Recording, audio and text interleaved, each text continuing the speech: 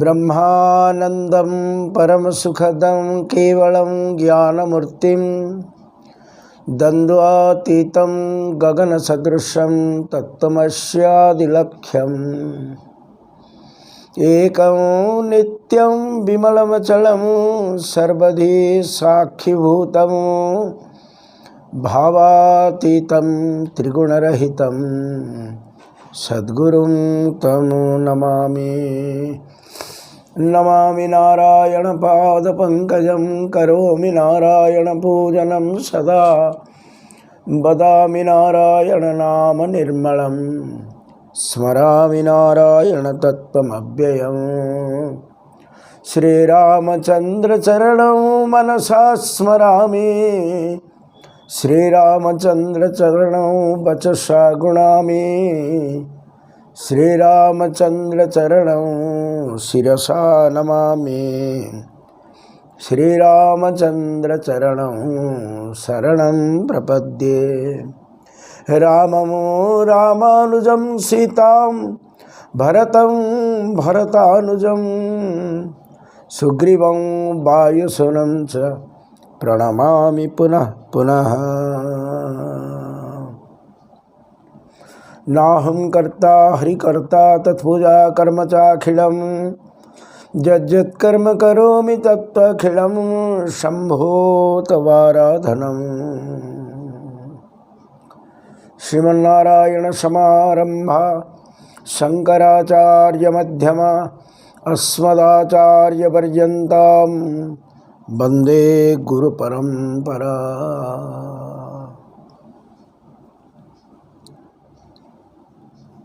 श्रीराम जय जय राम श्रीराम जय जय राम श्रीराम जय जय राम। आनंदमय आत्मस्वरूप परमपिता परमेश्वरंकर दिव्य अमर संतान आपण मानंकर हृदय कंदर रे सदा विराजमान करिथिबा सर्वव्यापक सच्चिदानंद भगवान को ये सेवकर सप्रेम प्रणाम। प्रातस्मरणीय वंदनीय पूजनीय सद्गुरु भगवान जहाँकर कृपा को पाथेय करी ये सत्संग कार्यक्रम चली। ये जो जयंती समारोह कार्यक्रम सद्गुरु भगवान श्री स्वामी शिवानंद जी महाराजंकर जन्म दिवस सेप्टेम्बर 8 ठारू सद्गुरुदेव श्री स्वामी चिदानंद जी महाराजंकर जन्म दिवस सेप्टेम्बर 24 जहाँ काली कार्यक्रम जयंती कार्यक्रम हम एवं ए भितरे ए सेवक 3 थर ये जयंती कार्यक्रम भितर 3 थर सत्संग रे भाग नवार सुजोग पाई। आमे समस्ते दिव्य जीवन प्रेमी भाई भौणी माने से गुरु महाराज निकट रे समर्पित हवा एवं कृपा भिक्षा करिवा एवं आजिर कार्यक्रम रे आमे प्रवेश करिवा। गत थर आमे शुणीचे सुतीक्ष्ण कर प्रसंग एवं सुतीक्ष्णकर सहित भगवान अगस्त्य ऋषि आश्रम को जीवा कथा एवं एक कथा भी आलोचना करथिले। अगस्त्य को भेटिबा दिन बोधे भगवान कर वनवास 10 वर्ष बीतीगला एवं एठू दंडकारण्य लीला रे भगवान पंचवटी पर्णकुटीर करी रहिले। ये पंचवटी रे जो पर्णकुटीर करी रहिबा एठारु कार्यक्रम अलगा हो जाए एवं यही अलगा समय रे एक अद्भुत सत्संग आमको मिलिबो। मूल वाल्मीकि रामायण रे प्रसंग नथिले मध्य भगवान वेदव्यास तंगर आध्यात्म रामायण रे श्री रघुनाथ एवं लक्ष्मण संवाद कर रखिछन्ति, जहाको राम गीता बोली कहा जाए। जो प्रसंग मध्य सत्संग रे बोधे रविवार को रविवार चली। गोस्वामी तुलसीदास जी महाराज से प्रसंग को आम सामने उपस्थापन करुछन्ति। भगवान वेदव्यास कृत आध्यात्म रामायण जो राम गीता रघुनाथ लक्ष्मण संवाद सी हूँ अद्वैत सिद्धि विचार,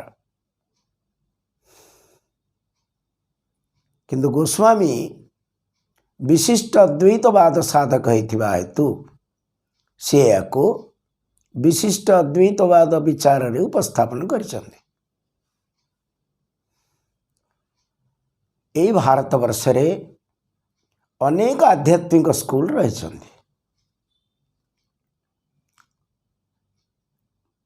परमात्मा एवं जीव याकु नहीं अनेक विचार गुरु महाराज विचार स्वतंत्र। गुरु महाराज पाखे बाद ही नहीं, विसंवाद आसब कहूँ। से गोटे दृष्टि रे देखती द यूनिवर्स संकल जगत ये समग्र विश्व ब्रह्मांड, ये विश्व ब्रह्मांड भितर कौन से बाद ही नहीं।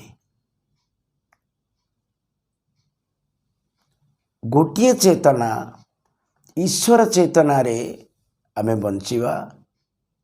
ये मनुष्य शरीर भगवान कर दान एवं ये एक दिव्य मंदिर।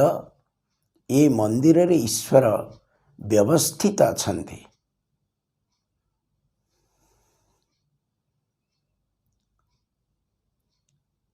एवं जीव एवं ईश्वर भेद को नहीं अनेक विचार भावना रे आचार्य माने अलग अलग मत उपस्थापन करिसंति। गुरु महाराज कहले यूनिटी इन डाइवर्सिटी। ईश्वर नाँ रे एकत्रित हवा, अलग भाव पोषण करवा नहीं। जी जोठी जो अवस्था अच्छी से ईश्वर भजन चिंतन कीर्तन स्मरण सेवा सर्वोपरि ये मनुष्य शरीर रे हमको अनुभव करने को हब मु से आत्मा अजर अमर अविनाशी। भगवत पादाचार्य श्री श्री शंकराचार्य ये कथा को कहले जीव ब्रह्मैव नापरः। समस्त शास्त्र व्याख्या अर्ध श्लोक रे कहीदेवी कहले। श्लोक अर्धेन प्रवक्ष्यामि जतोक्त ग्रंथ कोटि ब्रह्म सत्य जगत मिथ्या जीव ब्रह्मैव नापरः। ये अद्वैत सिद्धि भगवान वेदव्यास जो राम गीतार प्रवचन करिसंति आध्यात्म रामायण रे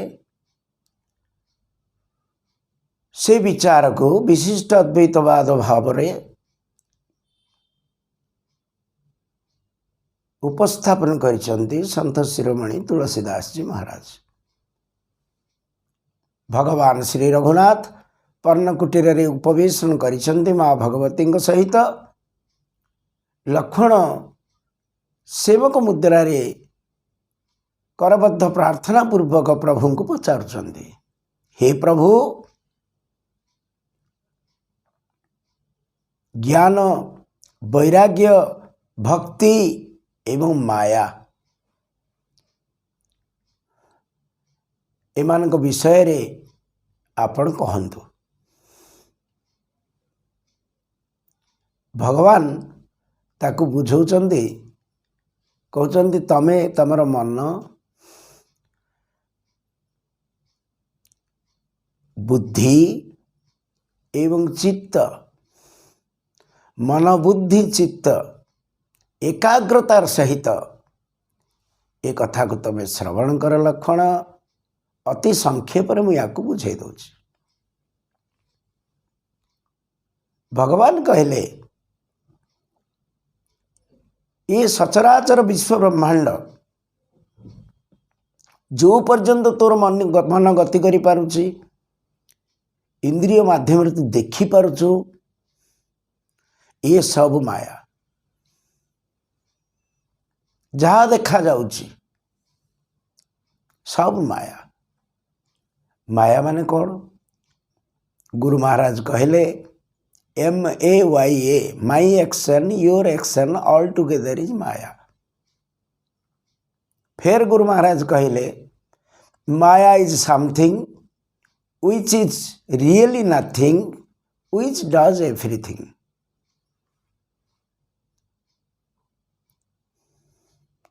माया बोली कौन गोटे अच्छी जहाँ वास्तव रे नाही एवं आमे जहाँ देखुचे ये सब माया अंतर्गत।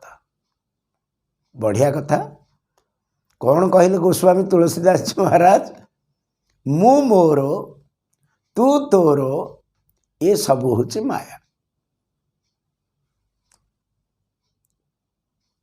ये माया प्रभाव रे जीव भवकूप बंधन रे अछि।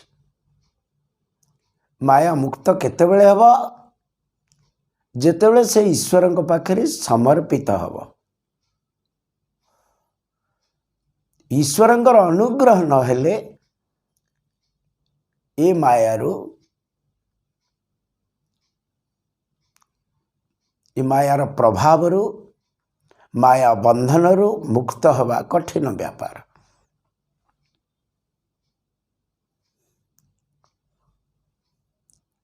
आमे जानिचे सेवा सहित भजन युक्त हेले भक्ति हुए।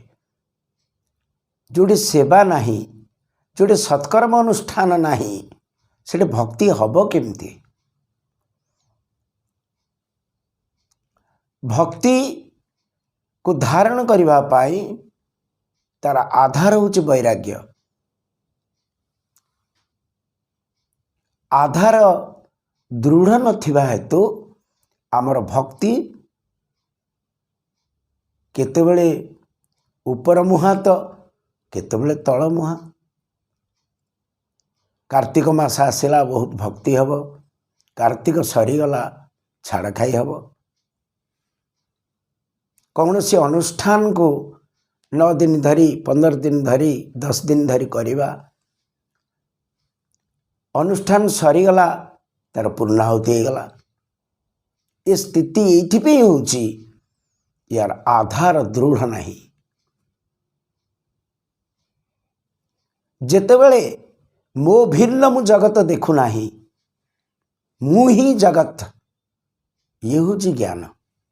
ज्ञानर परिभाषा होची जे सकल विश्व ब्रह्मांड को जे ब्रह्म दृष्टि रे देखे ब्रह्ममय जगत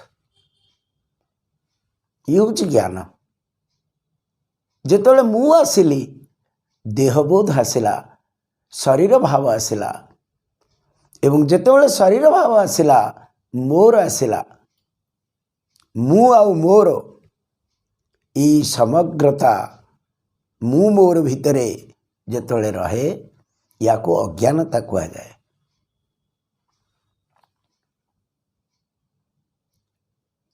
सेतिपई कर्मणा जायते भक्ति ही भक्त्याम ज्ञान प्रजायते ज्ञानात् प्रजायते मुक्ति ही इति शास्त्री सुनिर्णय।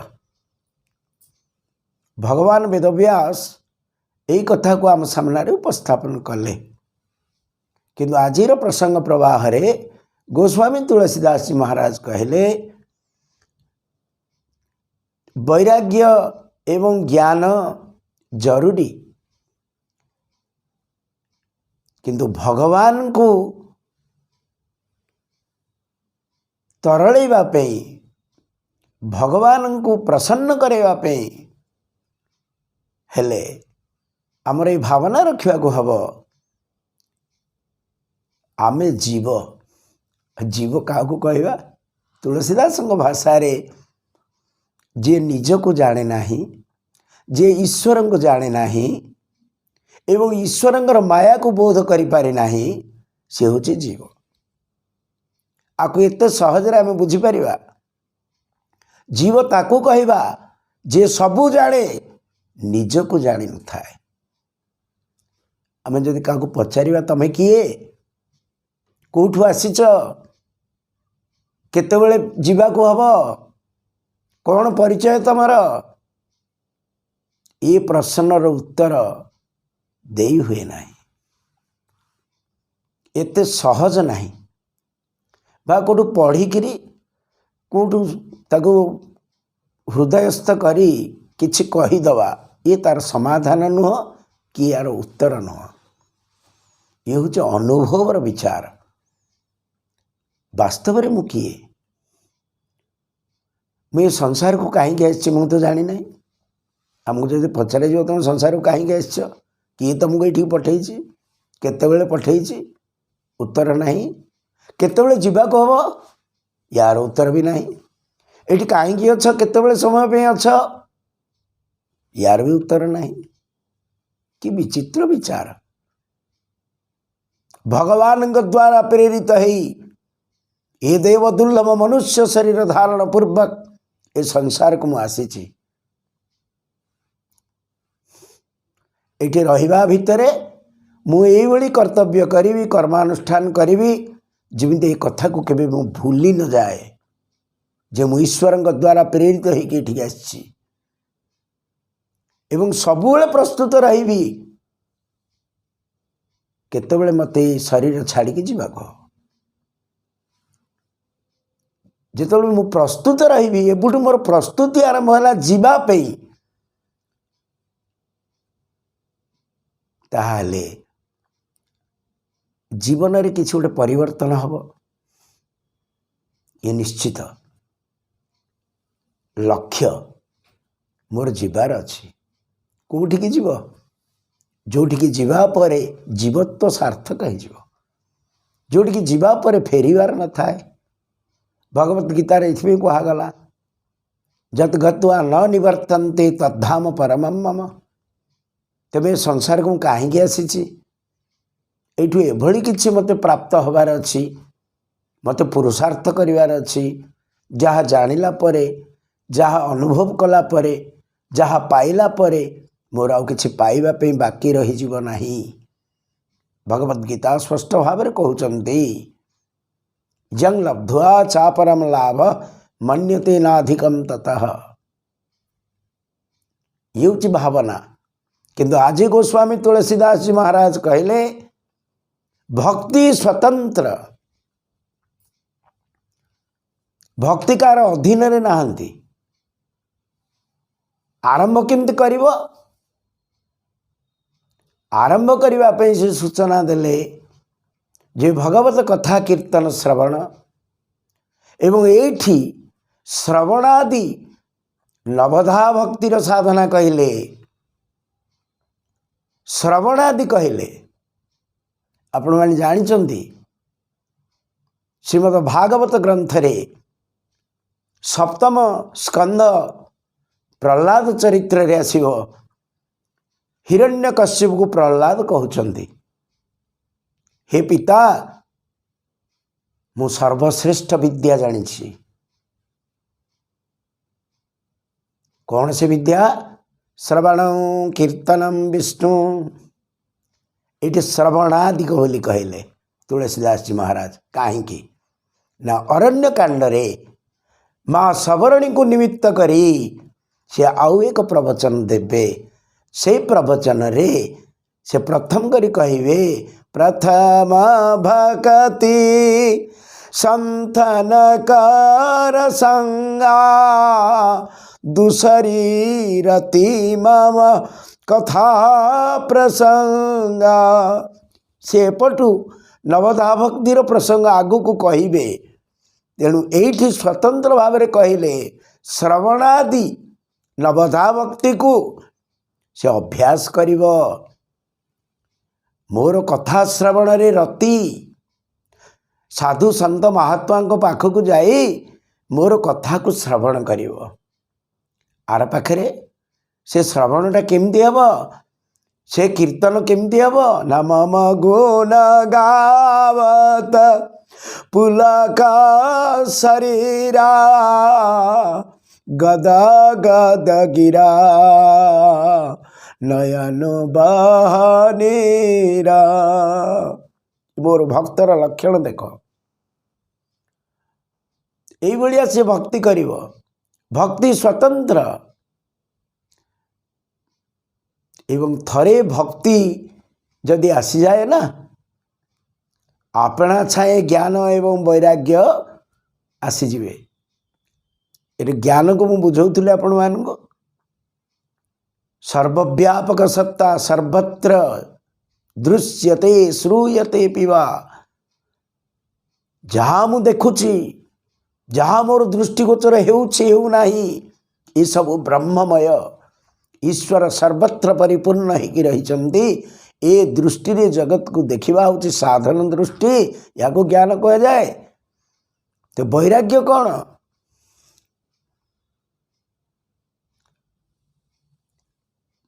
विषय त्याग। विषय त्याग को वैराग्य कहगला।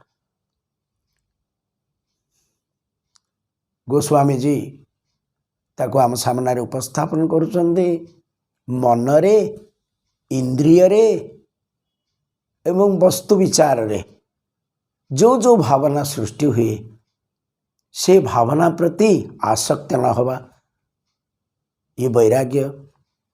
आमे जदि कौन सी खाद्य ग्रहण करिथाउ से खाद्य रुचिकर हैला बहुत परिमाण रे खाई दो, ताहा जदि हजम न हैला कौन हुए? बहुत दुख दिए। एवं ताकू जेतेबेले आमे बांती करि पकाऊ से बांती रे तो सही चाउल डाली परिवा जहाँ जहाँ आमे खाइथिले रुचिकर बोली सबू अच्छी, किंतु ता प्रति आमर जो दृष्टि वर्तमान बांती ही जिबा परे विषय प्रति से दृष्टि जदि आसे ताकू वैराग्य कह। गोस्वामी जी कहले सुखिला तृण भलिया विषय को देखिवा। समग्र विश्व ब्रह्मांड केवल ईश्वर ही परिपूर्ण ही रही। ईश्वर भिन्न किछि नाही। ये चेतना रे प्रतिष्ठित हवा एवं इंद्रिय विषय भोग वस्तु विकार को बांतिवत त्याग करिवा ये हूँ वैराग्य। किंतु भक्ति सुलभ भगवान हेतु की कृपारु ये प्राप्त हुए। जेतेबेले साधकटिए भजन निष्ठा रखिबो, जो परमात्मा द्वारा प्रेरित ही संसार को आसी सी मोर वास्तव मोर जीवन सर्वस्व, सी मोर परमाश्रय, तांक भिन्न मोर गति मुक्ति किसी नाही। याकू जदि स्थिर करी बोध करिवो एवं भजन कीर्तन आदि भगवत कथा श्रवण आदि लगी रहिबो, सबुबेले सही गोटे निष्ठार तार जीवन को जीम, सेतबेले भगवान कहउछन्ति मोर अनुग्रहरु भक्ति प्राप्त हब एवं से व्यक्ति किभली जीवन को जीऊँची तार दृष्टांत आपण मान शुणिले। मम गुण गावत पुलक शरीरा गद गद गिरा नयन बहनीरा। माया रे भगवान दीटा कथा कहले, गोटे विद्या माया गोटे अविद्या माया। अविद्या माया प्रभावरु आमे संसार बंधन अच्छे एवं विद्या माया जहाँ को निमित्त करी ये सकल विश्व ब्रह्मांड रचा जाइछि से मध्य स्वतंत्र नहीं। मया अध्यक्षेण प्रकृति ही सूयते सचराचरम। ये विश्व ब्रह्मांड में जहाँ देखुचे कौन देखुचे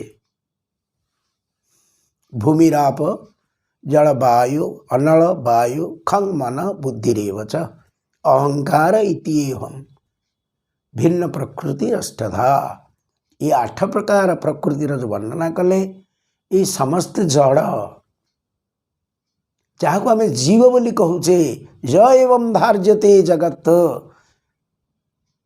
जदिओ आध्यात्मिकतार अद्वैत सिद्धि रे जीव एवं ब्रह्म अभिन्न बोली कहुई किंतु विशिष्ट अद्वैतवाद रे गोस्वामी जी आम सामने उपस्थापना करुछंती ईश्वर होचंती पूज्य ईश्वर होचंती सर्वस्व जीव होची सेवक।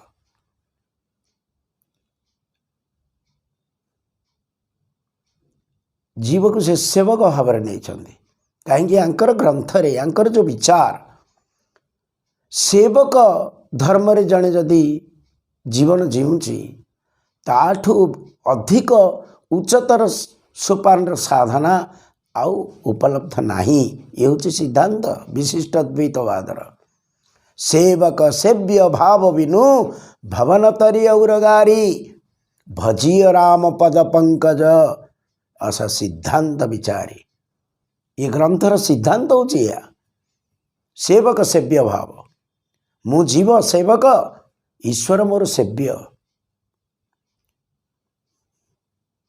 ये हूँ भावना से जहा हो ये जो समग्र प्रसंग को कही भगवान लक्ष्मण भितर एभली एक भाव सृष्टि करछंती जे लक्ष्मण बोध करछंती जे आपणकर चरण रज को मु आश्रय करिछि मु सेवक धर्म को केते भलरे आपणकर अनुग्रह आशीर्वाद ताको पालन करि परिबी। हे प्रभु ये सामर्थ्य मत प्रदान करंतु मु आपण पाखरे समर्पित।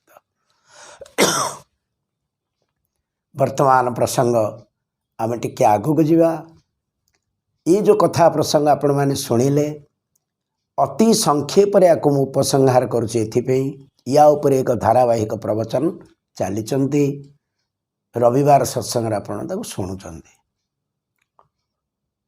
अस्तु वर्तमान पंचवटीर लीला भितरे एक विचित्र लीला को उपस्थापन करने गोस्वामी जाउछंती। आज भगवानकर अरण्य निवास अरण्य लीला 12 वर्ष रे पहुँचला। ए दिन शूर्पणखार श्री रघुनाथ आश्रम रे प्रवेश गोस्वामी जी शूर्पणखा लिखिछंती। आमे ताकू शूर्पणखा कहूँ। सूप माने कुला नख जार नख कुला भलिया आपण माने बुझुथिबे तार शरीरटा केते बड़ होइथिबो।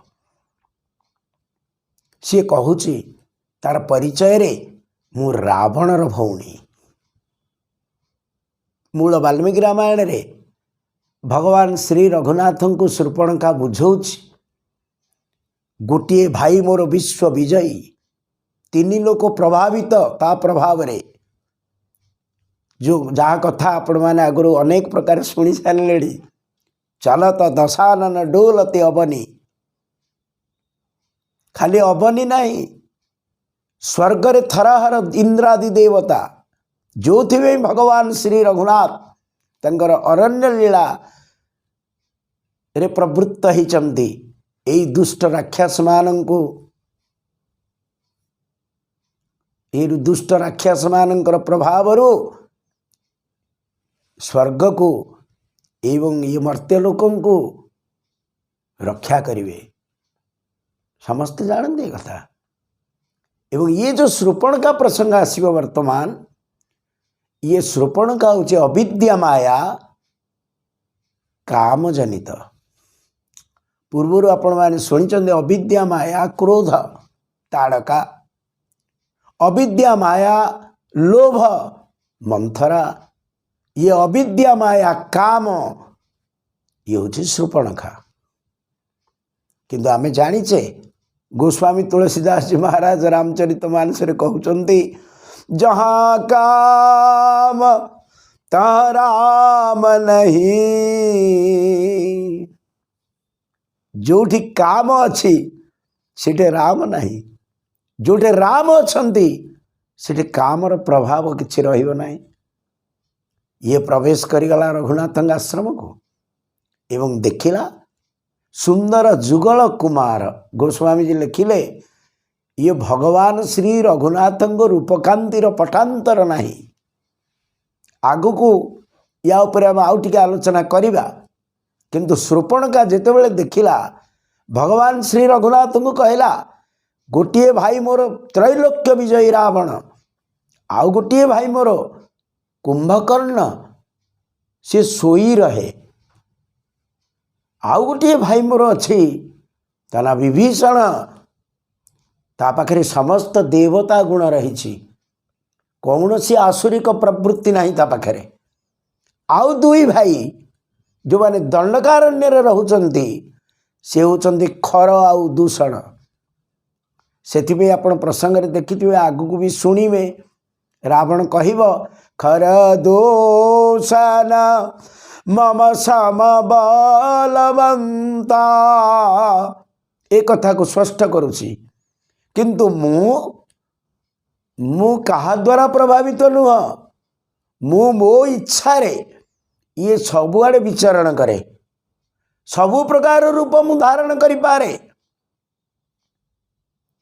अति सुंदर रूप रे निजको सजई ता रूप को बदलई भगवान को दरबार रे ठिया हला।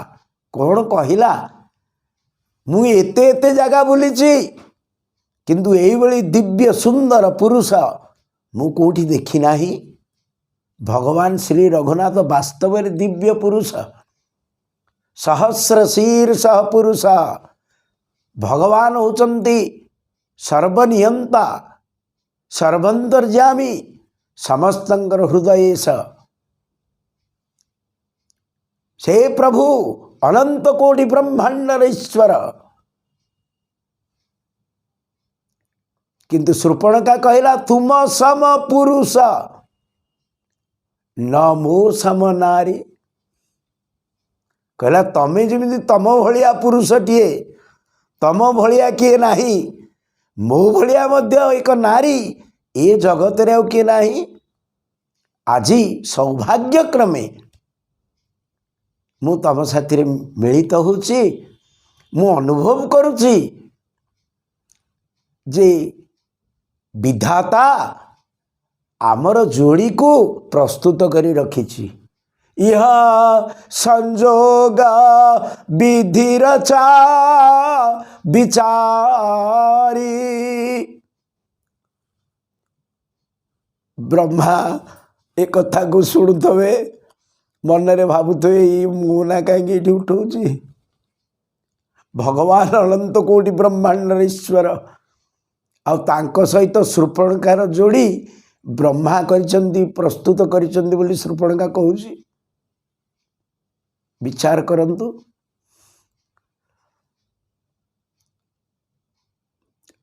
एते घटना घटित हो गला, शूर्पणखा एते प्रवचन देला, किंतु भगवान शूर्पणखा आड़ को देखी नांती। माँ भगवती सीता को देखी सीता आड़े चाहिंचंती, शूर्पणखा को उत्तर दौरान। कौन सी प्रकार शूर्पणखा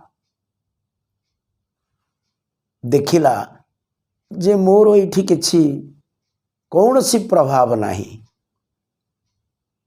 ये दुई पुरुषंक मझिरे ये जो नारी चरित्र विद्यमान अछंती, जड़े तांकर पाद को देखुची, जड़े तांक आड़ को देखुची। लक्ष्मण को दृष्टि रघुनाथ पदारविंदरे, श्री रघुनाथ दृष्टि माँ भगवती सीता आड़ को से भक्ति को चाहिंचंती एवं काम को उत्तर दौरान। कहले देख हे सुंदरी, मु विवाहित, एक पत्नी व्रतो राम, ମୁଁ ଗୋଟିଏ ପତ୍ନୀରେ ନିଷ୍ଠା ରଖିଛି, ଇଏ ମୋର ତପସ୍ୟା ସାଧନ। କିନ୍ତୁ ଦେଖ ଲକ୍ଷ୍ମଣଙ୍କ ଆଡ଼କୁ ଇଙ୍ଗିତ କଲେ, ଦେଖ ଇଏ କୁମାର ଲଘୁ ଭାଇ। ସହଜରେ ବୁଝେଇ ହେବ। ଯେଉଁମାନେ ଅମରକୋଷ ପଢ଼ିଥିବେ, ଲକ୍ଷ୍ମଣଙ୍କର ଯେଉଁ ଅନେକ ନାଁ ଅଛି, ସେ ନାଁ ଭିତରେ ଗୋଟିଏ ନାଁ ହେଉଛି କୁମାର। ଅତି ସୁନ୍ଦର। ଯେଉଁଠି ସେ ରହିବେ ତାଙ୍କ ପକ୍ଷରେ ସମସ୍ତେ ଯିବେ। ସେବକ ନିଷ୍ଠା ପ୍ରଖର। ଶୂର୍ପଣଖା ଲକ୍ଷ୍ମଣଙ୍କ ପାଖରେ ପହଞ୍ଚିଲା। ଏଇଠି ଯେମିତି କହୁଥିଲା, ତମ ଭଳିଆ ଆଉ କିଏ ନାହିଁ, ତମର ମୋର ସଂଯୋଗ ବିଧାତା ରଚନା କରି ରଖିଛି। ଲକ୍ଷ୍ମଣଙ୍କୁ ଯେତେବେଳେ ଦେଖିଲା ସେଇ କଥା କହିଲା। ଲକ୍ଷ୍ମଣ କହିଲେ, ଦେଖ ଦେବୀ, ଦୃଷ୍ଟି ରହିଛି ପ୍ରଭୁଙ୍କ ପଦାରବିନ୍ଦରେ। କହିଲେ, ଦେଖ ଦେବୀ, ମୁଁ ହେଉଛି ଆଙ୍କର ସେବକ।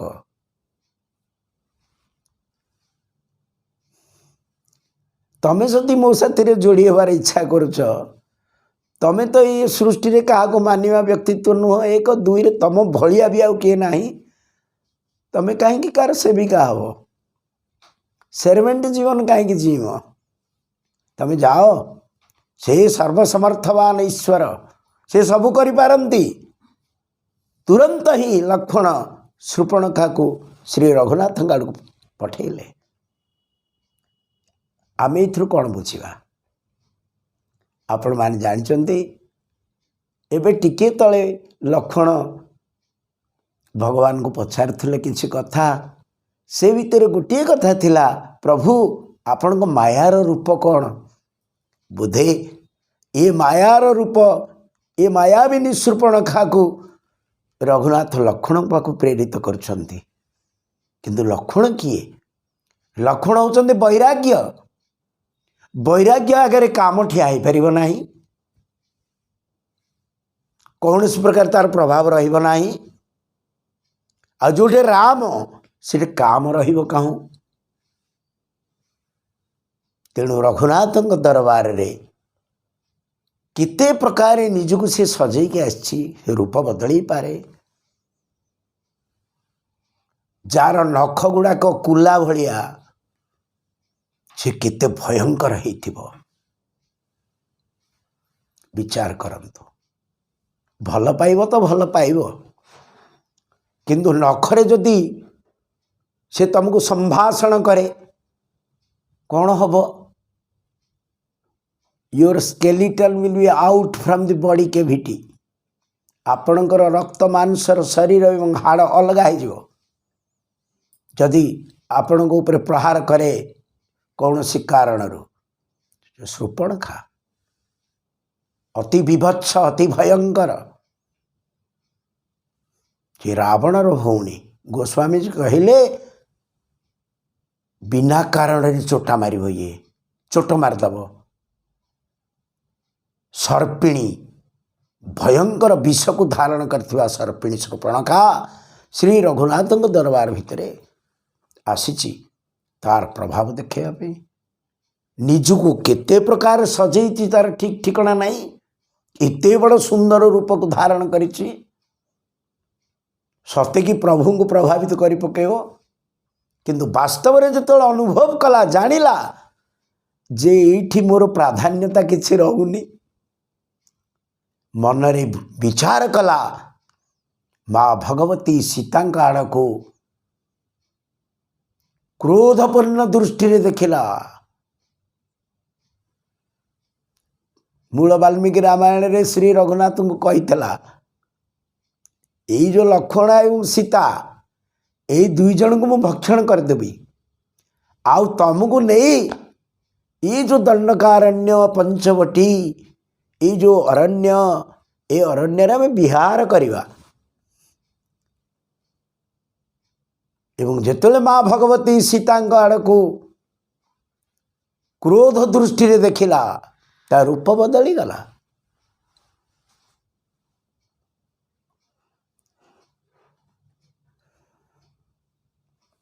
କାମନା ଯଦି चरितार्थ हुए नहीं, ताहा क्रोधर रूप निए। भयंकर क्रोध, संगात संजायते काम, कामात क्रोध अभिजायते। एवं ये क्रोध किते भयंकर रूप।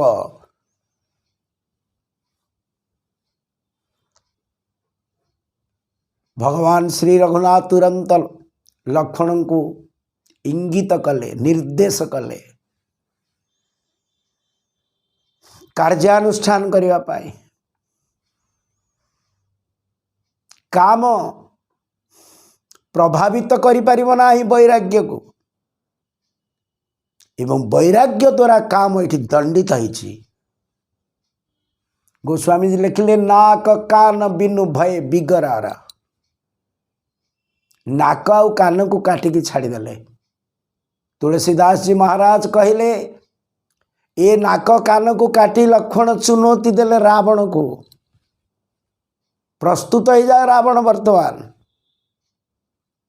बहुत बढ़िया संवाद ये गोटे संवाद देले, it is a message. Lanka को मेसेज पठेले।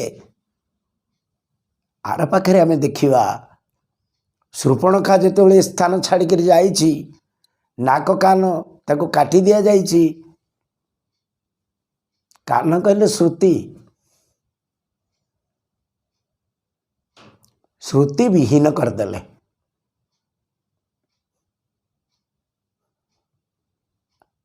एवं नासिका जहाँ माध्यम आघ्राण करूँ एवं मुह भितर जदि नाक ऊपर किसी एपाक सेपाक हुए से मुह को विकृत करे।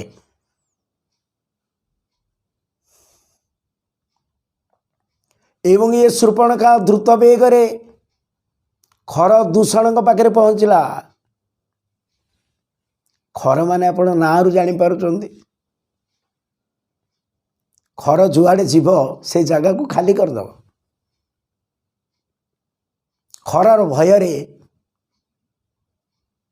दंडकारण्य प्रकंपित किछि किछि जगार अगस्त्य भलिया ऋषि प्रभाव वनभूमि रे किछि शांत परिवेश थिला, किंतु खर साधु संत ऋषि मान खाई जाए। दूषण नामकरण देखंतु, दूषण जेते प्रकार दुश्चरित कर्म रे प्रवृत्त असुर जदि आ गोटे ना ये दिया ही नहीं। आमे शुणीचु त्रिकंटकम माने तीन जन राजधानी थिला। त्रिशिरा, त्रिशिरा माने कौन? जार चिंताधारा अलगा, जार एक्शन अलगा, जार बाणी कहब जोटा अलगा। कहब गोटे प्रकार, करिब आ गोटे प्रकार, विचार करिब अन्य प्रकार। या कौन कह मायावी। त्रिशरा थिला मायावी, अनेक रूप धारण करिवार जी सक्षम। ये तीन जन राजधानी होची त्रिकंटकम, जो कथा पूर्व सत्संग सूचित करैछि।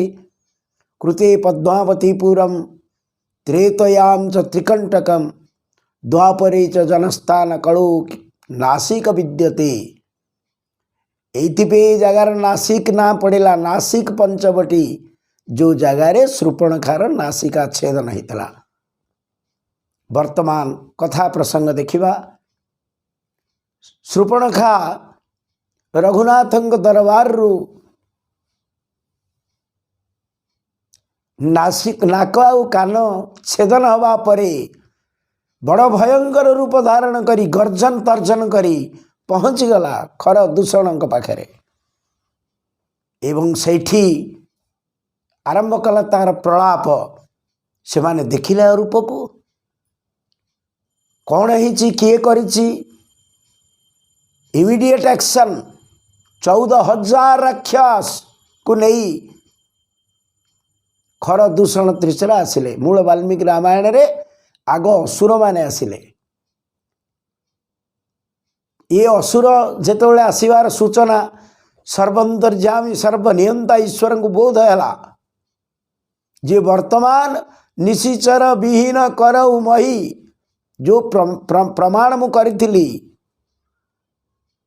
जो थे मु शपथ करी जे मानू निशिचर विहीन करऊ मही वर्तमान ये कार्यक्रम आरंभ है एवं ये असुर मानकर आसवा को जानीपारी लक्ष्मण को निर्देश कले लक्ष्मण सीता को सुरक्षा कर सीता को जगी रह ये असुर कटक जो आसूची या को मु सामना करते भगवान श्री रघुनाथ सामना कले। ये सुंदर उपाख्यान कहबी जो माने आसी एमान को बाट किए देखौची शूर्पणखा जार नाक आउ कान नाही विचार करंत एवं आगे नाक कान नथिबा असुरुणी सी हूँ पथ प्रदर्शक कोठी की रास्ता सी देखौची भगवान श्री रघुनाथ आड़ को रास्ता देखौची कलिजुग चली नाक कान नथिबा श्रुति ज्ञान वेद ज्ञान ईश्वरीय ज्ञान को बोधन करिपारिथिबा लोक माने मध्य गुरु आसन गुरु भूमिकार अवतीर्ण ही ईश्वर आड़ को पथ देखेबे बा निजे ईश्वर ही जिवे। विचार करंतु एवं ये अच्छे आगे रास्ता देखेबा वाला नाक कान विहीन यांको साथी 14,000 राक्षस सहित खर दूषण त्रिशिरा। विचार करंत भगवान कौन विचलित हो गले माँ सीता को सुरक्षा पे लक्ष्मण को निर्देश कले नुह भ्रुकुटी विलास सृष्टि लय होई जहांकर भ्रुकुटी कुंचित हवा मात्रे उत्पत्ति स्थिति प्रलय हो दृष्टांत दवा रावण दरबार रे हनुमान जी महाराज बंधाई की ठिया होती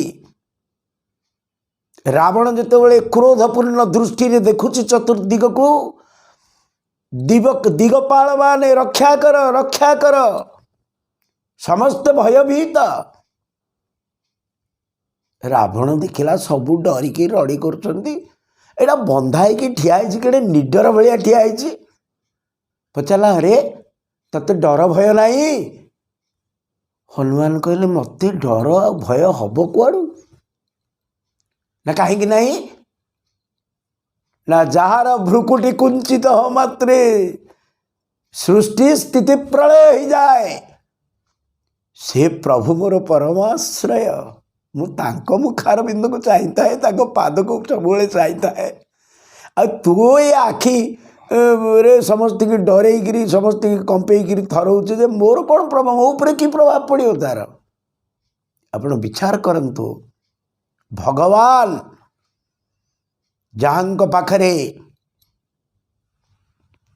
निग्रह अनुग्रह रही किंतु मु आपण को सही दिन कही जयंत काक प्रसंग रे अनुग्रह आ निग्रह एकाठे हब नाही जोटी माँ भगवती रहिबे सेटे निग्रह हो पारिबो नाही तेणु भगवान श्री रघुनाथ निज ठारू निग्रह को टिके दूरे देले कहीं अनुग्रह करिवे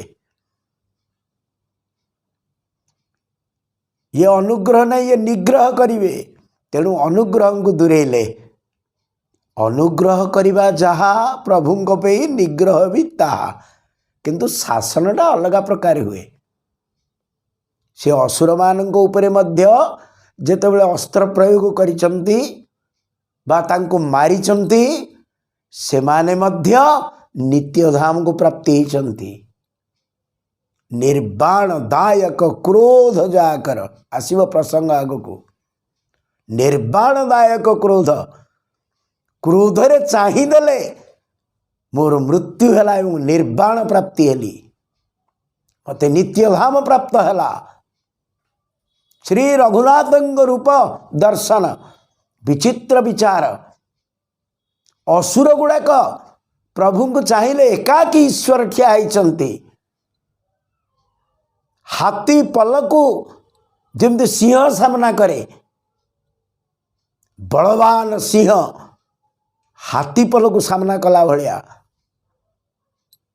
गोस्वामी जी सुंदर उदाहरण दे कहउचंती जे भगवान बाल सूर्य जतले उदय हुंती सेतेबेले अनेक गोष्ठीर एक गोष्ठीर अनेक असुर ये बालक सूर्य को उदयरु प्रतिरोध करने तते खाईजिबु बोली घेरी जाती किंतु ब्राह्मण माने जो माने ब्रह्मचारी सकाळ संध्या जितेबाला करती सूर्य उदय जस्ट टिके आगुरु बा सूर्य उदय समय रे जो गायत्री मंत्र उच्चारण करती तार प्रभाव रे ए असुर गुड़ाक आउ दृश्यमान हुंती ना से निर्देश करा जाइछि ब्राह्मण को बटु मान को ब्रह्मचारी मान को सर्वसाधारण को सकाळ समय रे ईश्वर भजन कर ईश्वर चिंतन कर मंत्र उच्चारण कर। वर्तमान आम देखुचे भगवान श्री रघुनाथ ठिया होइछन्ति ये असुर मानकर अस्त्र या हाथ रे रही निक्षेप करि पारु नाहंती प्रभु ऊपर को प्रहार करि पारु नाहंती देखुचंती ये जो अद्भुत रूप ये भलिया रूप नहीं एक कथा को तो शूर्पणखा कहीदेला मु तीन लोक विचारण करे ये भली एक अद्भुत रूप केबे कोठी देखि नाही सेथिमे विचार कर नेली जे तम साथी रे मोर विवाह हो जाऊ तम साथी रे स्त्री होइकी रहिबी तमे पुरुष मु स्त्री विधाता ये संजोग को रचना करिछि।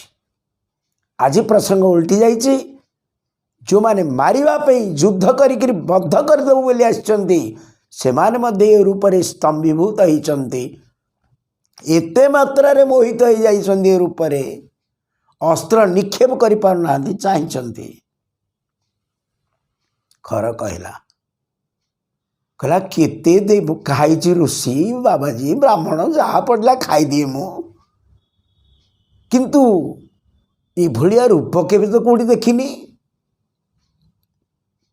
याकू देखिबा मात्रे मन रे भावना आसुची यद्यपि भगिनी कि ना कुरूपा जदियो भौणीर नाक नासिका कर्ण छेदन करी ताकू ए भलिया दंड देइछि कुरूप बनै देइछि तथापि ये बद्धयोग्य नुह पुरुष अनुपा ये भली पुरुषटा को जदि आमे मारिदेबू ताले सृष्टिटा सुंदर हो जिवो ए कथा को खर कहूची